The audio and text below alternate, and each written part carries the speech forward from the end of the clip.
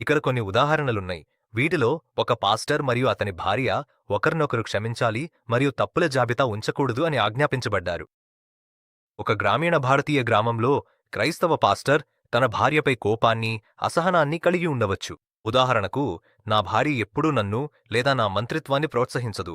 నేను ఎంతగా ప్రయత్నించినా నా భార్య ఎప్పుడూ ఏదో ఒక విషయంపై అసంతృప్తిగా ఉంటుంది. ఆమె నన్ను రోజంతా, ప్రతిరోజూ విమర్శిస్తూనే ఉంటుంది. ఆమె నన్ను గౌరవిస్తుందని నాకనిపించదు. నా భార్య పిల్లల కోసం నన్ను పట్టించుకోదు.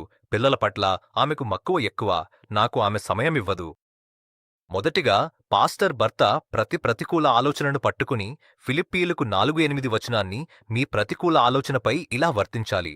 మీ ఆలోచనలను నిజమైనవి, గౌరవనీయమైనవి, న్యాయమైనవి, పవిత్రమైనవి, అందమైనవి, ప్రశంసనీయమైనవి అయిన వాటిపై స్థిరపరచండి. అద్భుతమైనవి మరియు ప్రశంసకు పాత్రమైన విషయాల గురించి ఆలోచించండి. తర్వాత వెంటనే క్షమించండి, తరచూ క్షమించండి.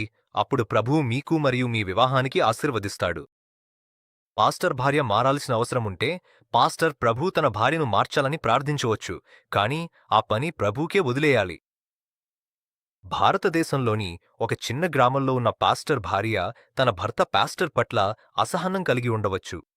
ఉదాహరణకు, నువ్వు ఎప్పుడూ ఇక్కడుండవు, మనం ఎప్పుడూ కలిసి సమయం గడపం, మనం ఎప్పుడూ పరస్పర నిర్ణయాలు తీసుకోం, మనం ఎప్పుడూ కలిసి ప్రార్థించాం.